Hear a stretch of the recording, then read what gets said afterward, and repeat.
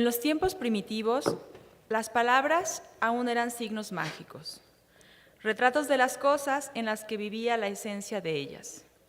Quien conocía el nombre de una cosa era dueño de la cosa misma y podía usarla a su antojo.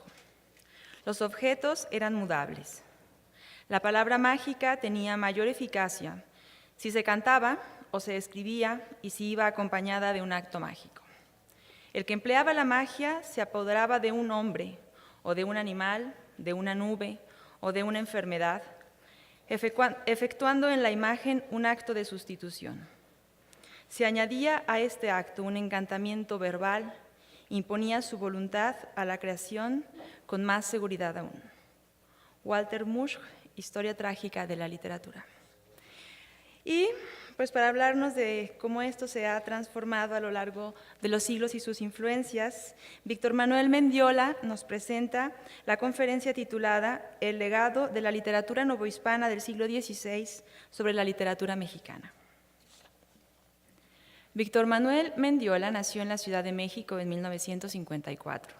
Ha publicado, entre otros, los libros de poesía Vuelo 294, Papel Revolución, Tanoro y Ogro, Tu mano, mi boca, Selected Poems, los ensayos Javier Villaurrutia, La comedia de la admiración, El surrealismo de Piedra de Sol, Entre peras y manzanas, El ángel que acompañó a Tobías, ensayo histórico-literario sobre la suave patria de Ramón López Velarde, en la suave patria de Ramón López Velarde. El viaje inmóvil, edición y estudio sobre Primavera Indiana de Carlos de Sigüenza y Góngora en 2016. Fue becario del Centro Mexicano de Escritores bajo la dirección de Salvador Elizondo y Juan Rulfo y del Sistema Nacional de Creadores. Ha colaborado, entre otras publicaciones importantes, en la revista Vuelta y Nexos, donde fue miembro del Consejo de Redacción, así como en los periódicos La Jornada, Reforma, El Universal y Milenio. En 2005 recibió el Premio Latino de Literatura por el libro Tanoro y Ogro, que otorga el Instituto de Escritores Norteamericanos de New York. En el año 2010 obtuvo el primer lugar en el Certamen Internacional de Literatura Sor Juana Inés de la Cruz con la novela Cuatro para Lulú, reeditada por Alfaguara en 2012.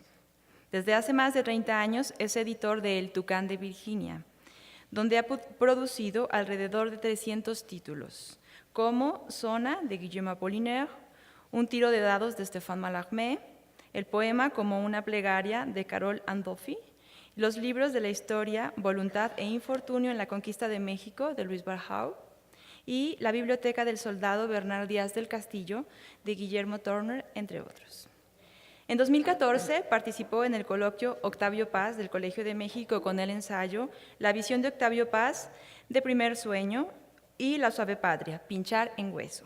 Y en 2015 colaboró en Ella la peor del mundo, el Octavio Paz, serie documental de Radio Educación, con la producción de 20 mini ensayos sobre la poesía de Octavio Paz. Escribe la columna Poesía en Segundos de Laberintos, suplemento del periódico Milenio. Recientemente publicó los libros Tu mano, mi boca, 55 variaciones sobre un plato, y La bruja en ediciones El Milagro. Y bueno, pues creo que es suficiente para recibir con un caluroso aplauso a Víctor Manuel Mendiola.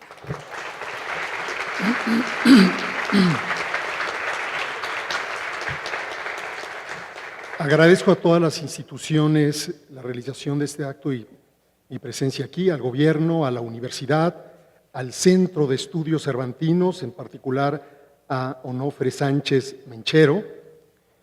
Le agradezco a las dos personas que han estado haciendo el papel de introducirnos, a Raimundo y a Ángela Piedad, y sobre todo le hago un agradecimiento muy especial al doctor Christian Duverger.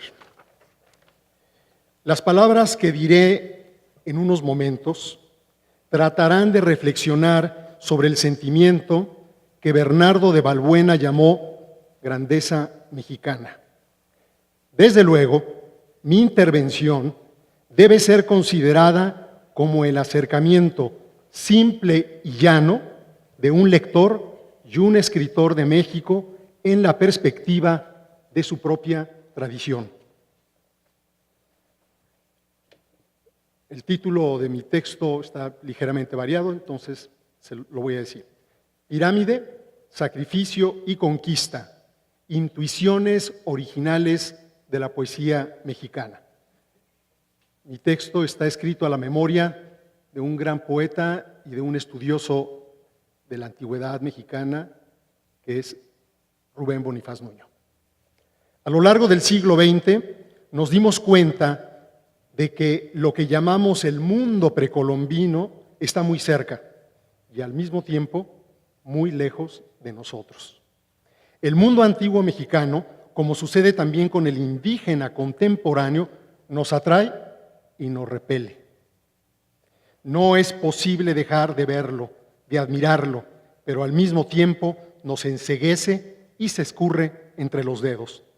Cada día que pasa lo comprendemos más, pero también lo comprendemos menos, si no como especialistas, sí como lectores y hombres y mujeres atraídos por lo que Octavio Paz llamó el hueso de México.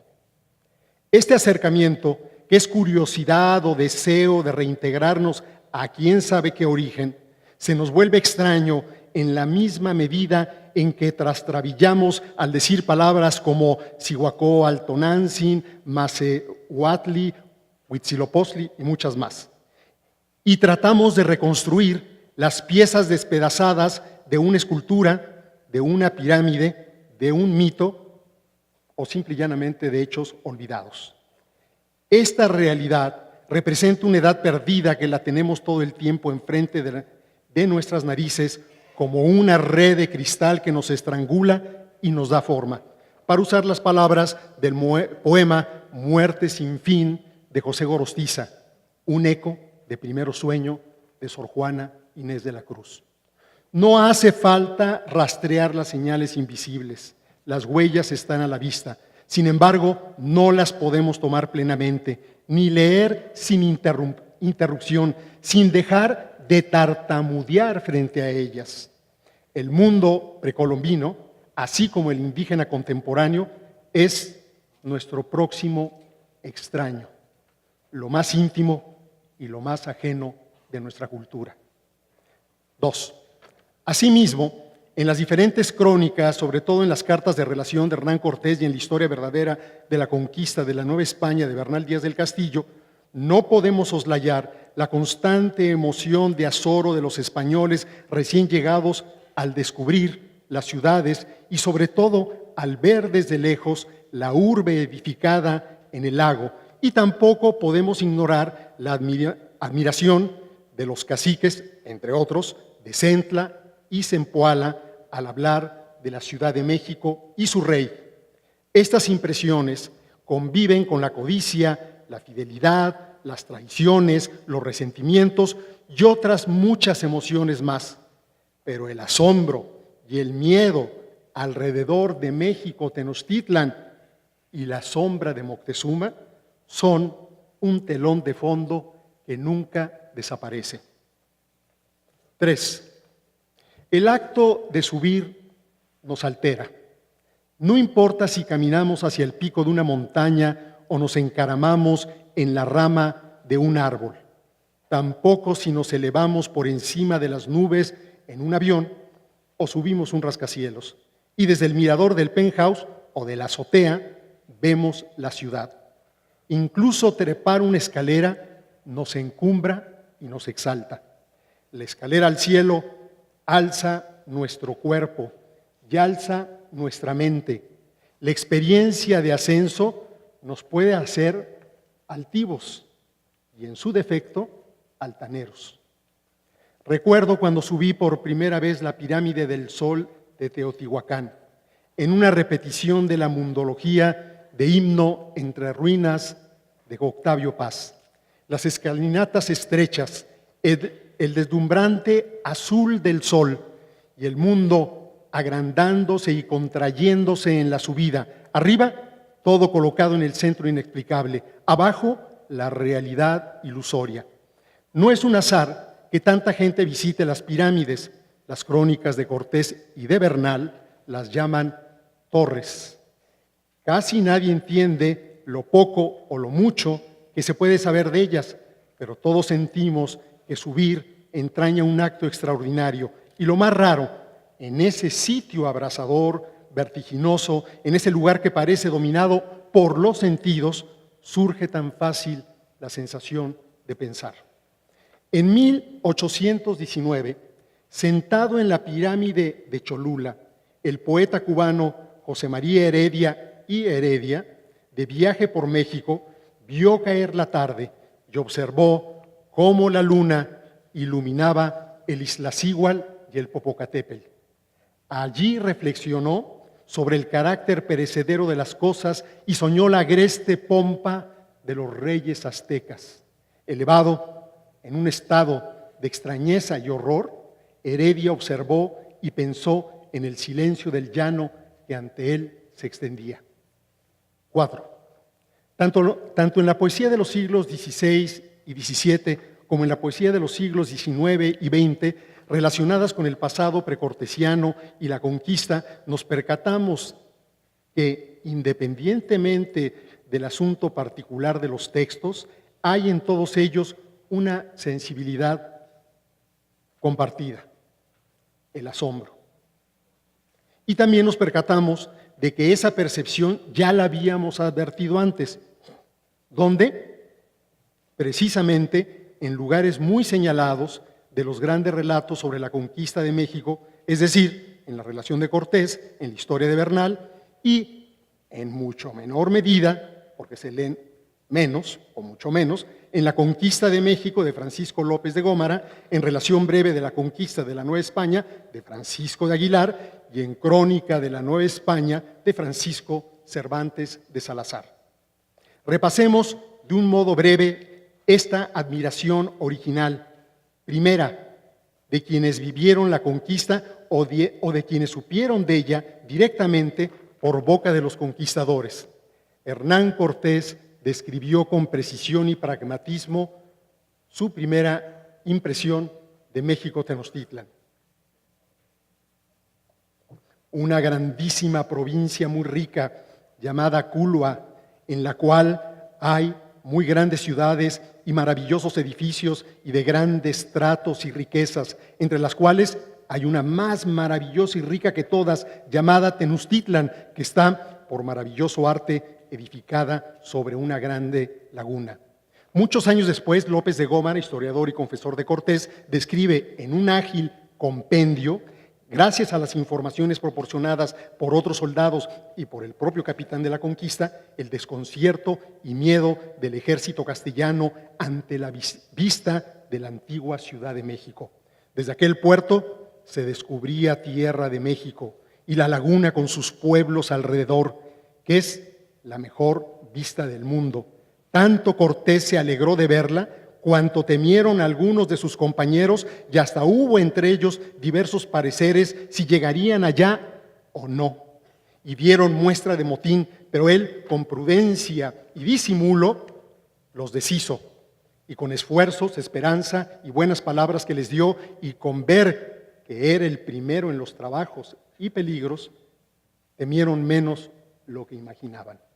De forma muy breve, pero sustanciosa, el soldado Francisco de Aguilar, al final de su vida, ya como fraile, recordó: y luego otro día vino el dicho Ordaz, el cual dijo que venía espantado de lo que había visto, y preguntado que qué había visto, dijo que había visto otro nuevo mundo de grandes poblaciones y torres, y una mar, y dentro de ella una ciudad muy grande edificada, que a la verdad, al parecer, ponía temor y espanto. Quizá nadie como Bernal Díaz del Castillo en su historia verdadera nos deje entrever con tanta claridad, en su estilo tan contagioso y móvil, casi desilvanado, si le hacemos caso a la apreciación de Francisco Javier Clavijero, la extraña representación de atracción e irrealidad que surgió ante aquella urbe construida en medio del agua. Nos quedamos admirados y decíamos que parecía las cosas y encantamientos que cuentan en el libro de Amadís.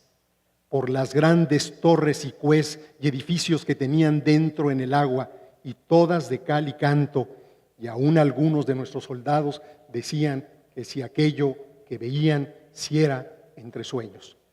Tiene una significación particular el hecho de que 30 o 40 años después, según el punto que tengo uno como referencia, después de la conquista, Francisco Cervantes de Salazar, al evocar en Crónica de la Nueva España la grandeza de la antigua Ciudad de México, subraya que la nueva, la construida por Cortés y por los dos primeros virreyes, ha conservado la grandeza de la anterior, tanto en lo que toca a la singularidad urbana como en lo que hace al dominio de un vasto territorio.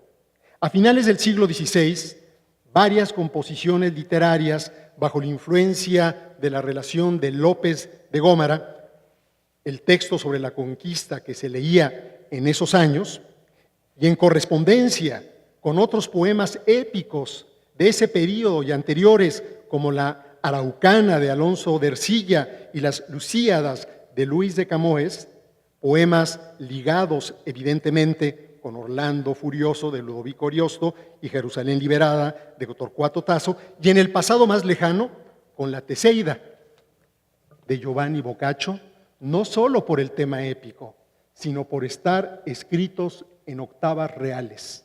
Reiteran la emoción original. En El peregrino indiano, poema quizá menospreciado en exceso, injustamente, Antonio de Saavedra Guzmán recordará la Ciudad de México de este otro modo.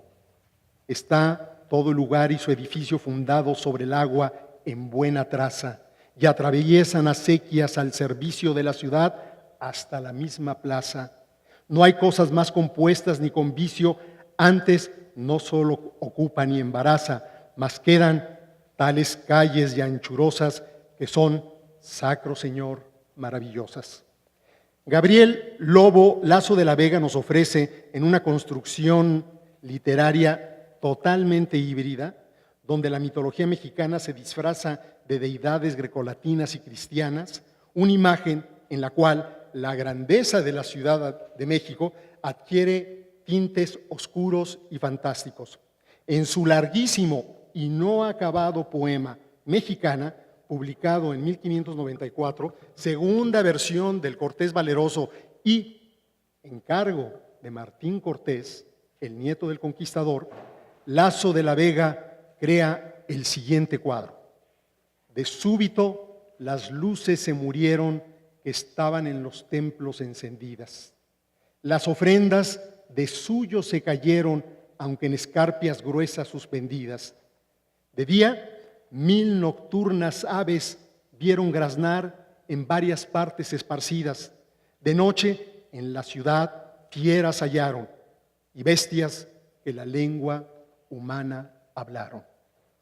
Con una conciencia de plenitud, Bernardo de Balbuena manifestará el impacto que dominó desde las primeras impresiones sobre la Ciudad de México a la llegada de los españoles hasta los primeros poemas épicos, y luego en otros textos aparentemente de naturaleza muy distinta, pero en el fondo con la misma sensación de asombro. Bernardo de Balbuena llamó a su obra sobre la ciudad asentada en el lago Grandeza Mexicana, y en uno de sus muchísimos versos tan frescos y a veces casi coloquiales, pintó la urbe en la primera estrofa del texto, que es una octava real, porque el resto del poema está en tercetos, que también es una forma, un vehículo de los poemas de gran aliento, épicos. Pintó la urbe de manera perfecta e inolvidable. Primavera inmortal y sus indicios.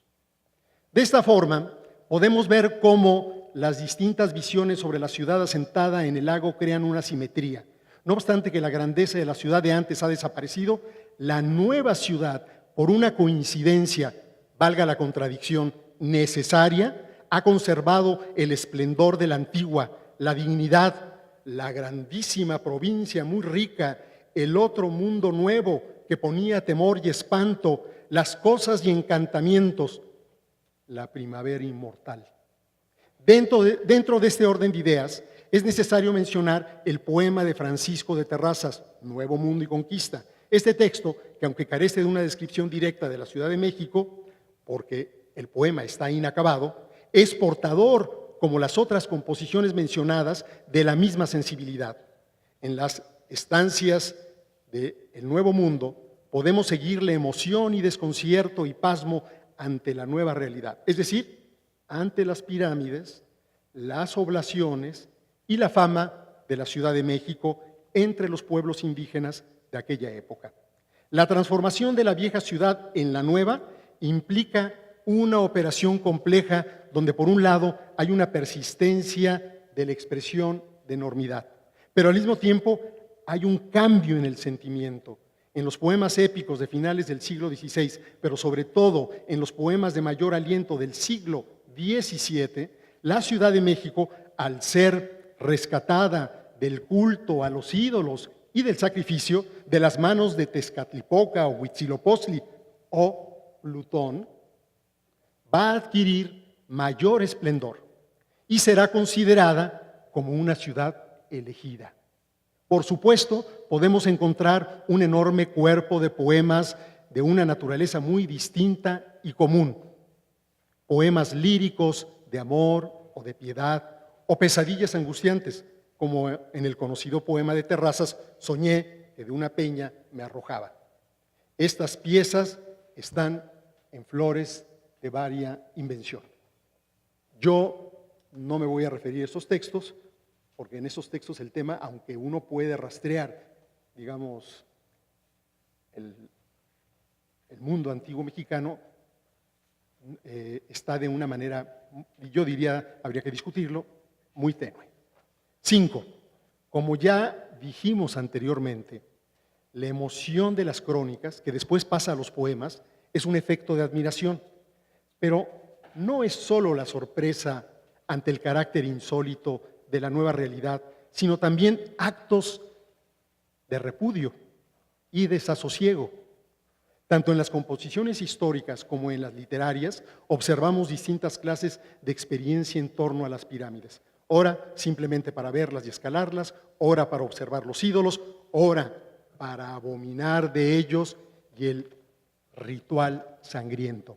Por esa razón, el sentimiento de la antigua grandeza mexicana es un sentimiento o tiene algo de un sentimiento dramático y aciago.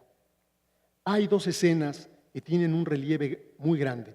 La primera la encontramos en la conquista de López de Gómara y la segunda en la historia verdadera de Bernal. Estas escenas aparecerán más tarde tanto en los poemas de Francisco de Terrazas como en los de Antonio de Saavedra Guzmán y de Gabriel Lobo Lazo de la Vega. Y con el paso del tiempo estarán aludidas en otros poemas. La primera describe cómo Cortés, estando ya en México Tenochtitlan, en tratos con Moctezuma, decidió destrozar los ídolos a pesar de las advertencias del rey mexica.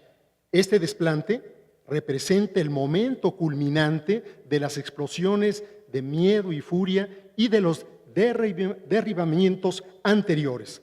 López de Gómara relata: comenzaron al entrar a derrocar los ídolos de las sillas y altares en que estaban por las capillas y cámaras. Moctezuma se turbó grandemente y se azoraron los suyos muchísimo, hasta el punto de querer tomar las armas y matarlos allí. Y la segunda nos cuenta, con lástima, cómo los soldados del ejército de Cortés observaban acongojados desde una torre en Tacuba, el día de la noche triste, lo que ocurría en las pirámides del Templo Mayor. A propósito de esta última escena, Bernal nos cuenta, y digamos cómo Cortés y todos nosotros estábamos mirando desde Tacuba el gran Q del ídolo Huichilobos y el Tlatelulco y los aposentos donde solíamos estar, y mirábamos toda la ciudad y las puentes y calzada por donde salimos huyendo, y en ese instante suspiró Cortés con una muy gran tristeza, muy mayor que la que antes traía por los hombres que le mataron antes que en el alto Q subiese. Es insoslayable destacar estas experiencias porque poemas fundamentales del siglo XVII aludirán a ellas de manera indirecta, al hablar de sitios rituales como el Tepeyac o de deidades como Tezcatlipoca, como ya dije, bajo la forma de Plutón. Y serán el punto de partida de la construcción de una nueva poesía y sobre todo de una nueva visión de la cultura mexicana. Esto es precisamente lo que encontramos en Primavera Indiana de Carlos de Sigüenza y Góngora y en la loa para el auto sacramental del Divino Narciso de Sor Juana Inés de la Cruz. 6.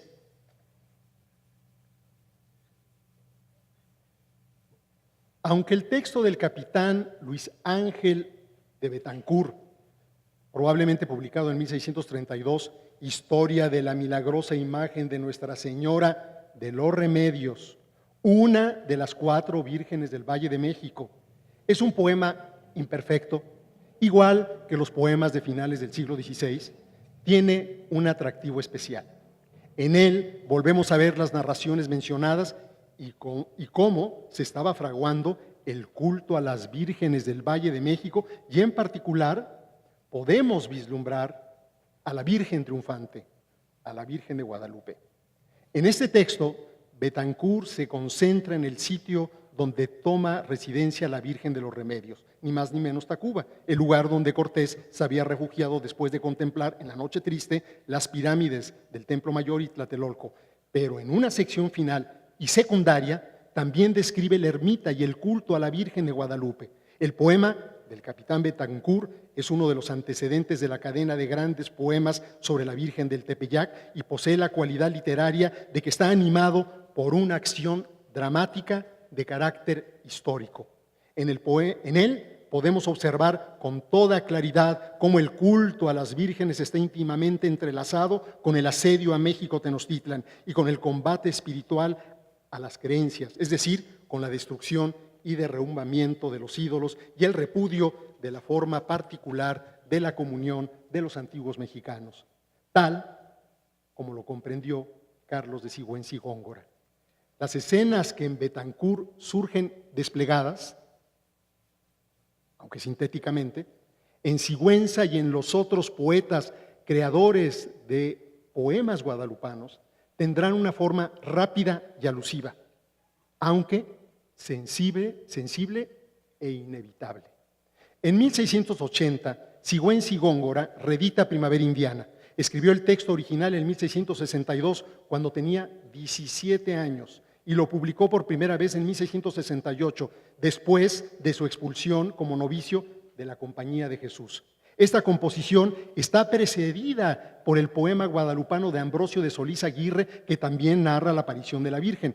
Alfonso Méndez Plancarte llamó a este último poema La Udanza de México y Guadalupe. Sin embargo, el poema de Sigüenza, una pieza a la que muchos escritores le han opuesto toda clase de reservas, en una crítica más a la épica novohispana, siendo un texto entrelazado con la obra del capitán Betancourt y cercano al de Ambrosio de Solís, es sin duda alguna un poema más relevante y lleno de carisma.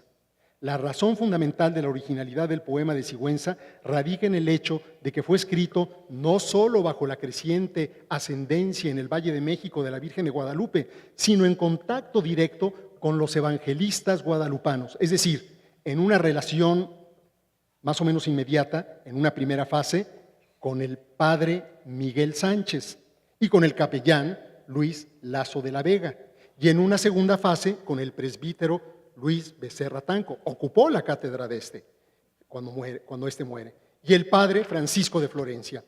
Así pues, la escritura de Primavera Indiana tuvo a la vista, en su versión definitiva de 1680, los 4 libros fundamentales del Evangelio guadalupano: Historia de Nuestra Señora de Guadalupe, el gran acontecimiento, Güey Tlamahuixoltica, Felicidad de México y la Estrella del Norte.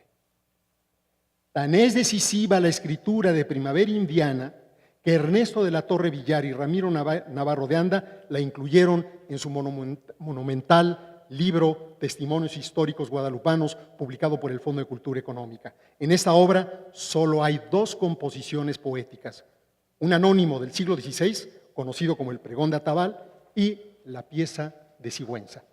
Aunque en Primavera Indiana la conquista no ocupa de forma cuantitativa una extensión considerable, en igualdad con los evangelios guadalupanos, sí juega un papel cualitativo muy importante, también en correlación con los evangelios referidos.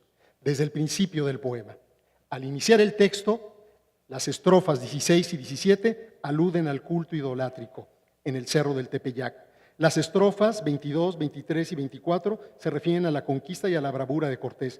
Y la estrofa 25 afirma la transformación de México, la metamorfosis de la grandeza mexicana en una nueva grandeza, gracias a la aparición de la Virgen de Guadalupe. La figura de Moctezuma no está presente. Cortés es una imagen del valor y de la caída de la religión ingrata. Y Juan Diego representa el encuentro y el ascenso al cerro. Nos recuerda una pirámide donde sucede el milagro. Dicho rápidamente, lo que es importante destacar es que, de una manera muy peculiar, los relatos sobre la antigüedad mexicana y sobre la conquista sufren una transfiguración y devienen un acto, como dijo el propio Sigüenza, sacro histórico, de tal forma que podríamos ver una parte de la poesía guadalupana como una continuación de la épica del choque de Cortés y Moctezuma. En este sentido, yo creo que para Sigüenza no había duda. Él ve los derribamientos de ídolos y los bautizos como las formas en que la Virgen de Guadalupe comenzó a domiciliarse en el Nuevo Mundo. En ese sentido, tiene un significado particular que tanto los poemas de la conquista como los poemas guadalupanos están escritos en octavas reales, el vehículo de la forma épica. Los poemas guadalupanos son, desde cierta perspectiva, o por lo menos literariamente, poemas épicos. 9 años más tarde de la publicación de Primavera Indiana, en 1689, aparece el auto sacramental del Divino Narciso de Sor Juana Inés de la Cruz. Esta composición sí era y sí es una gran obra literaria, sin duda, nadie lo pone en cuestión, pero además tiene un valor histórico y simbólico singulares. En ella, Sor Juana piensa otra vez la igualdad entre el México antiguo y el México nuevo. Como Francisco Cervantes de Salazar, Sor Juana Inés de la Cruz profundiza de un modo insólito en la primera grandeza de México. En realidad, como afirma Alfonso Méndez Plancarte, Sor Juana se inspiró en la información etnográfica de Fray Juan de Zumárraga en Monarquía Indiana para crear su poema. Sin entrar en muchos detalles, solo quiero recordar que en la introducción al auto sacramental del Divino Narciso, en la loa para este acto, Sor Juana comprende, por un lado, que el antiguo culto a las semillas, idolátrico y sangriento, es una prefiguración del sacramento de la Eucaristía que invoca, de otra manera, un sacrificio de sangre. Por esta razón, al final de ese prólogo, la monja de San Jerónimo sostiene: vamos, que ya mi agonía quiere ver cómo es el Dios que me han de dar en comida, diciendo que ya conocen las indias al que es verdadero Dios de las semillas. Asimismo, en la loa podemos distinguir de manera alegórica evocaciones a la guerra de conquista. La singularidad del poema de Sor Juana es tan grande que veremos reaparecer su inteligencia en las imágenes de la comunión en el mundo antiguo mexicano, en un libro esencial del siglo XX, Semillas para un himno de Octavio Paz. En este punto tengo que dar un paso atrás hacia una obra fundamental tanto para la comprensión del siglo XVI y XVII como para el entendimiento de la cultura y, no me cabe la menor duda, de la literatura mexicana. 3 días antes del eclipse de sol, que ocurrió a las 10 de la mañana el domingo 22 de septiembre de 1680, desembarcó en el puerto de Veracruz el virrey Tomás Antonio Lorenzo Manuel Manrique de la Cerda, conde de Paredes, marqués de la Laguna. Casi un mes después, el conde de Paredes llegó al Valle de México, comió en Guadalupe y se detuvo en Chapultepec el sábado 30 de noviembre, 2 arcos triunfales en la Ciudad de México recibieron al virrey y a la virreina. Uno, obra de Sor Juana Inés de la Cruz, el Neptuno alegórico, encargado por el Cabildo Catedralicio, y el otro, obra de Carlos de Sigüenza y Góngora, teatro de las virtudes políticas que constituyen a un príncipe, encomendado por el Cabildo de la ciudad. Casi de inmediato, en ese mismo año, Sigüenza transformó su saludo y representación alegórica, su arco, en un peculiar ensayo. En esta obra, Sigüenza da testimonio en su calidad de erudito y de gran admirador de Sor Juana Inés de la Cruz, del Neptuno alegórico. También hace una asociación histórica entre la cultura egipcia y la cultura de los antiguos mexicanos, en correspondencia con Atanasio Kirchero, asociación que a nosotros nos parece fantasiosa, pero que en aquellos tiempos parecía lógica y natural. Y lo más notable de todo, explica por qué representó en su arco, con detalle histórico e interpretación lírica, todo el linaje de la dinastía mexica. De Huitzilopochtli, esta figura aparece como el primer caudillo y conductor de los mexicanos, hasta Cuauhtémoc, pasando por Acamapish, Ixcoatl, Moctezuma. No me puedo extender todo lo que sería necesario para mostrar la singularidad de este ensayo. Sin embargo, sí quiero dejar dicho que en este texto quizá encontramos la primera apreciación pública, moral e histórica de los príncipes mexicas. Tal acercamiento vuelve a plantear de una manera imprevista la simetría entre el México antiguo y el México nuevo, el México novohispano. También es sobresaliente que esto sucede en una explicación en prosa, rematada con una síntesis lírica, bajo la forma de 11 poemas sobre los reyes mexicanos. Los textos sobre Cuauhtémoc, escritos en el siglo XIX y en el siglo XX, tienen como antecedente la composición de Sigüenza. El capellán del Hospital del Amor de Dios escribió de Cuauhtémoc: la columna diamantina que este rey con persistencia abraza, no a la violencia, no al infortunio, se inclina. Es imposible no recordar en este punto que la palabra inclina del último verso citado nos hace pensar de manera espontánea en el originalísimo verso "a tu nopal inclínase el rosal" de Ramón López Velarde. Es necesario señalar que una de las fuentes principales de Sigüenza y Góngora es más que la crónica de Gómara, la historia verdadera de Bernal. En Teatro de las Virtudes Políticas, en Piedad Heroica y en el texto conocido como Anotaciones, el polígrafo cita y evoca, sobre todo, al soldado cronista. Tal vez estamos viendo una transformación, por decirlo así, editorial. Si a finales del siglo XVI dominaba la lectura de López de Gómara, ahora, en el XVII, domina la preferencia por Bernal. 7.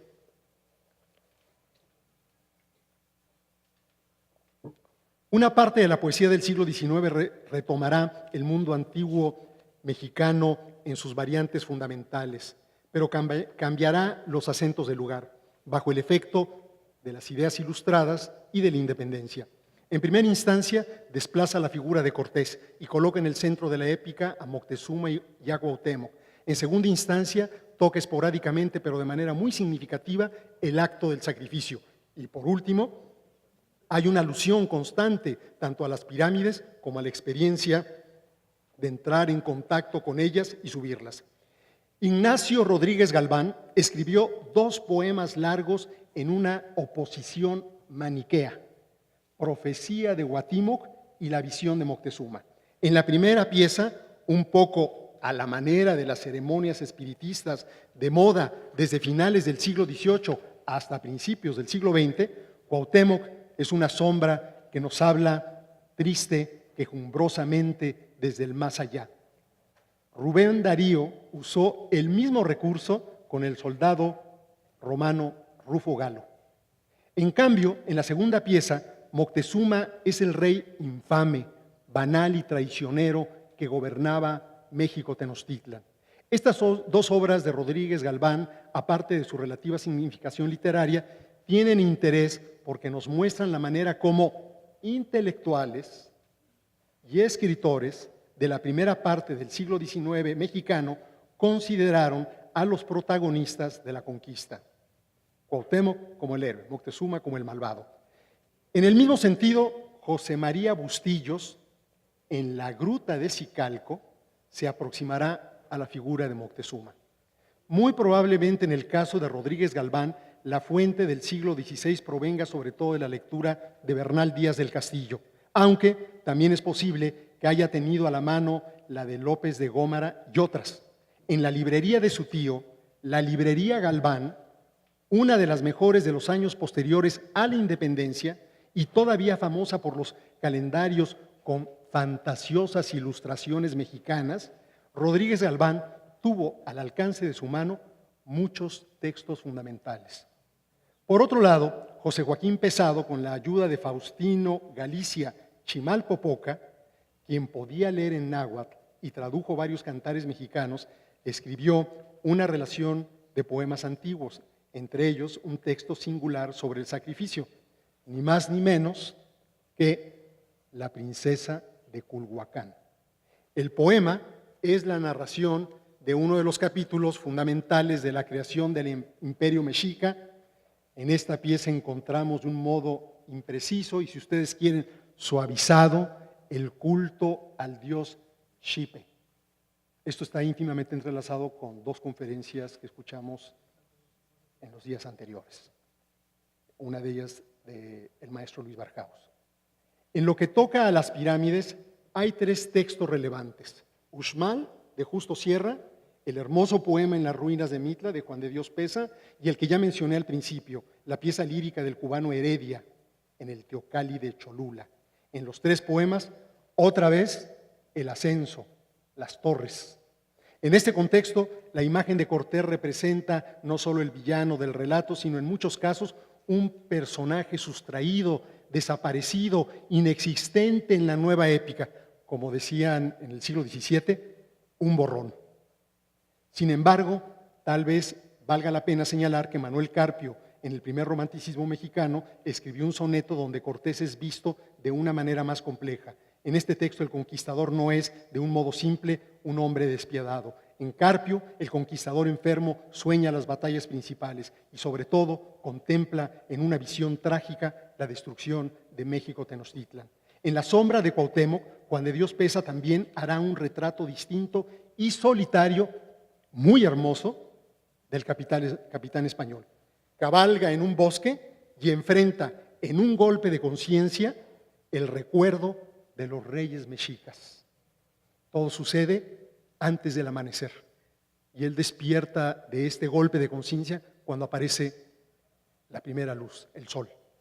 Hay otra obra singular, Los conquistadores, de José María Heredia Girard, el primo de José María Heredia y Heredia. En este otro poeta, también cubano y a la vez galo, vemos resurgir el culto a los héroes españoles. Además, como ustedes saben muy bien, tradujo en un francés del siglo XVI la historia de Bernal. 8. En el siglo XX persisten los temas característicos de la literatura del XIX, es decir, las figuras de Cuauhtémoc y Moctezuma son puntos de referencia y la de Cortés, a veces más, a veces menos, una ausencia. Lo mismo podemos decir de las ruinas y la inquietud producida por el sacrificio humano. Permanecen vivas y cobran mayor relieve en las metáforas. Los poetas vuelven a reproducir el sentimiento de atracción hacia las pirámides y las formas violentas de la religiosidad precortesiana. Sin embargo, entre muchos cambios, hay tres variaciones fundamentales. En primer lugar, desaparece o comienza a desaparecer la dicotomía maniquea Cuauhtémoc-Moctezuma. En segundo lugar, junto con la comprensión cada vez más profunda de las deidades del México antiguo, principia también un nuevo discernimiento de la compleja representación del sacrificio. Y en tercer lugar, observamos una multiplicación de los poemas sobre la emoción de ver una pirámide o ascender por su escalera. Entre estos destacan muchos sobre Teotihuacán y otros sobre el Tajín y Uxmal. En la obra de Anáhuac, de Alfonso Reyes, observamos cómo el antepenúltimo rey mexica, Moctezuma, deja de ser un malvado traidor para convertirse en un rey atribulado, en una especie de rey liar, abatido por las fuerzas cósmicas del tiempo, miserable como la última flor, llorando ve que las cometas mortales anuncian al Hijo del Sol. Las visiones planas y nacionalistas de Rodríguez Galván, que tienen mucho interés, y de Bustillos, quedan atrás para dar paso a un mejor entendimiento histórico. En Los Opilotes, en realidad un poema sobre el Tzompantli, José Juan Tablada imagina sin repulsión las pirámides del Templo Mayor asediadas por toda clase de aves después de un sacrificio. Una vez que las cabezas cercenadas en el altar ocupaban en series horizontales y verticales un sitio en el tablero ritual al pie de la torre, las aves bajaban a posarse en cráneos y molleras. En el texto, los opilotes saltan de un testuz a otro, como en las lagunas, mientras en la laguna un macehual desde una canoa ve la muchedumbre de las aves en la altura. Es el recuerdo de una imagen muy impresionante, ¿no? Recuerda la escena aciaga de las aves del lobo Lazo de la Vega. En el Elegido, tal vez en alusión a Torquemada, al igual que Sor Juana Inés de la Cruz, Luis Cernuda, enorme poeta español, describe de una manera precisa el ceremonial de inmolación de un joven. A pesar del laconismo, Cernuda nos cuenta con detalle cómo un muchacho cobraba durante un año el rango de una divinidad y luego cómo el joven rendía su vida al culminar el ascenso a una pirámide en las manos de un sacerdote. Hay otro poema mucho más reciente, divertido, lleno de humor, con la misma escena, que se llama Marcias, y el autor es Gerardo Denis, donde el oficiante de Apolo tropieza con el oficiante del Chipe en el momento que el oficiante de Apolo acaba de hacer un sacrificio sangriento y el del Chipe va a iniciarlo. Entonces es un acto instantáneo que es como una pequeña comedia. Otro texto fundamental es Semillas para un himno de Octavio Paz. Este libro en este libro y en este poema, porque es un libro y hay un poema que tiene ese nombre, Paz alude a la comunión a la que ya había aludido Sor Juana Inés de la Cruz en el Divino Narciso y lo hace, igual que la monja de San Jerónimo, en una especie de loa, en la invocación de un himno. No hay que olvidar que Paz escribió en ese periodo Himno entre ruinas, a finales de los 40, y el Cántaro roto, donde aparece el cacique gordo de Zempoala y por tanto la conquista. Y un primer ensayo sobre Sor Juana, un precedente del gran libro que escribirá muchos años después, y un comentario rápido pero muy interesante en una reseña sobre Cuauhtémoc, publicados estos dos últimos textos en Las Peras del Olmo. Tampoco podemos olvidar que Águila o Sol, probablemente desde mi punto de vista el primer gran libro en la obra de Paz, contiene Mariposa de obsidiana. En Semillas para un himno no está la conquista, como sí ocurre en el poema de Sor Juana, pero sí hallamos la idea de que el sacrificio es un acto de creación y un acto de comunión. En términos literarios tiene una significación adivinar la continuidad del culto religioso en la lucidez analógica. Paz ha transformado las semillas en instantes y la comunión en una sucesión de visiones. Casas de ira, torres de frente obtusa, infrecuentes, instantáneas, no llegan siempre en forma de palabras. Brota una espiga de unos labios, una forma veloz abre las alas, imprevistas, instantáneas. En varios de los poemas largos más importantes de la poesía moderna de México nos topamos de manera directa o indirecta. Y en ese sentido estoy absolutamente de acuerdo con la conferencia del final de ayer, de que esta idea de la grandeza que está en Balbuena, la encontramos en toda la poesía mexicana. Con la idea de la grandeza mexicana que vislumbramos en los increíbles cronistas del siglo XVI y en los medianos poetas épicos del mismo período. En composiciones como Visión de Anáhuac, de Alfonso Reyes, para mí un poema en prosa, La suave patria, de Ramón López Velarde, con su magnífica y cinética visión de la conquista en el acto intermedio del poema, a donde además elogia a Cuauhtémoc, Declaración de odio, de Efraín Huerta, Piedra de Sol, de Octavio Paz, La tercera, Tenochtitlan, de Eduardo Lizalde, Ciudad de México soñada, de Manuel Ulacia, entre muchos otros. Surge el valle y su urbe, poseídos de una reverberación poderosa que nos llevan de manera necesaria a las cartas de relación y a la historia verdadera, pero también nos pueden aproximar a Nuevo Mundo y Conquista, al Peregrino Indiano, a Mexicana, a Primavera Indiana y a la loa para el acto sacramental del Divino Narciso. Y por supuesto, al poema de Bernardo de Balbuena. Dejando de lado su diversa calidad, todos tienen como común denominador no solo acercarse a la Ciudad de México en versos de arte mayor, sino con la emoción de que el presente es multiplicidad y a la vez repetición constante. En relación a la conquista, López Velarde retrató con humor y compasión, añadiría con ternura, a Cuauhtémoc. Joven abuelo, escúchame lo arte, único héroe a la altura del arte.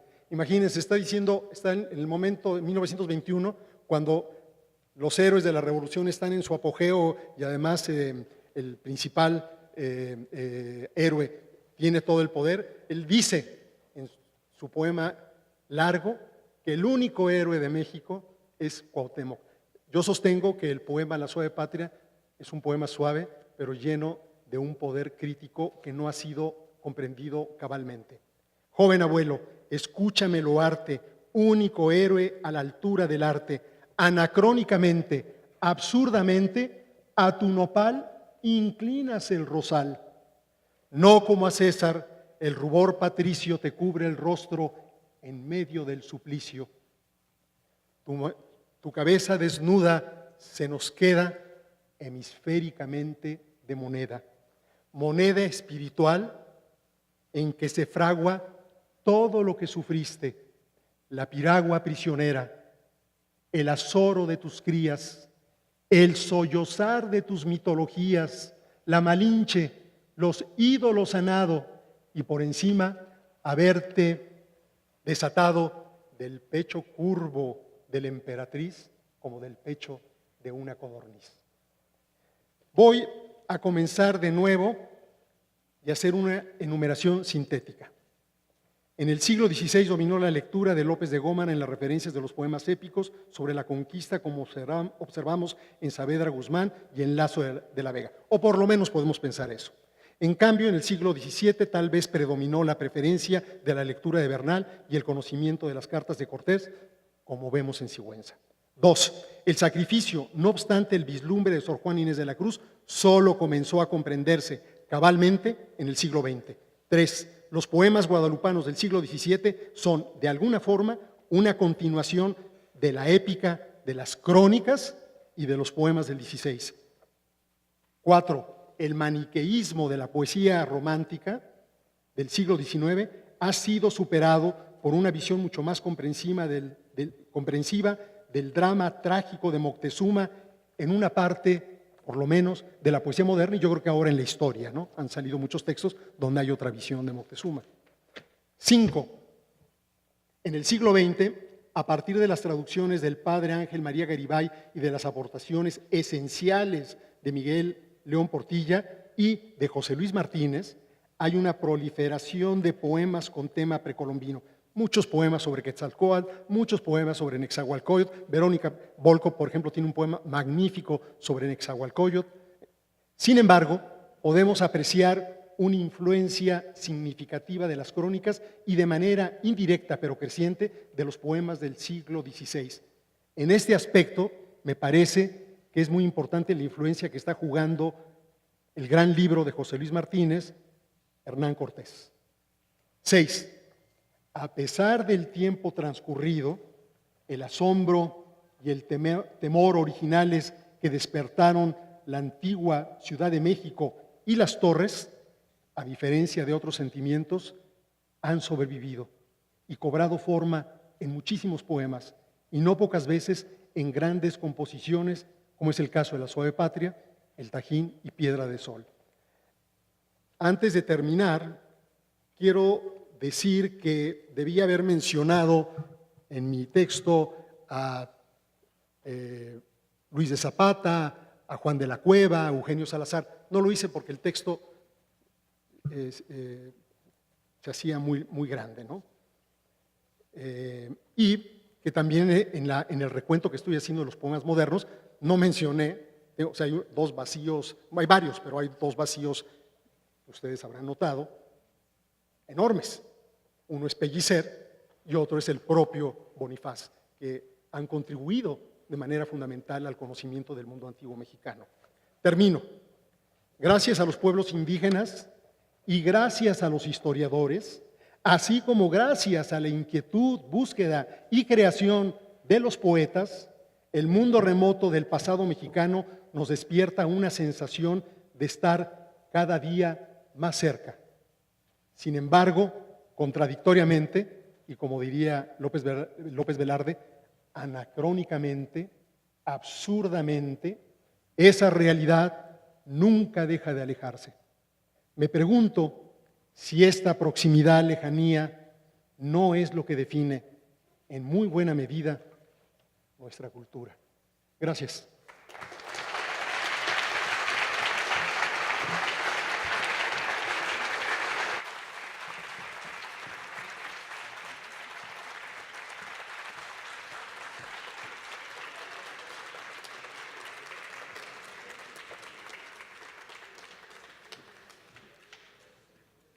La Fundación Cervantina de México, Asociación Civil, la Universidad de Guanajuato, el Centro de Estudios Cervantinos y el Gobierno del Estado de Guanajuato, a través del Museo Iconográfico del Quijote, otorgan el presente reconocimiento a Víctor Manuel Mendiola por la conferencia magistral El legado de la literatura novohispana del siglo XVI sobre la literatura mexicana. Doctor, enhorabuena. Muchas gracias.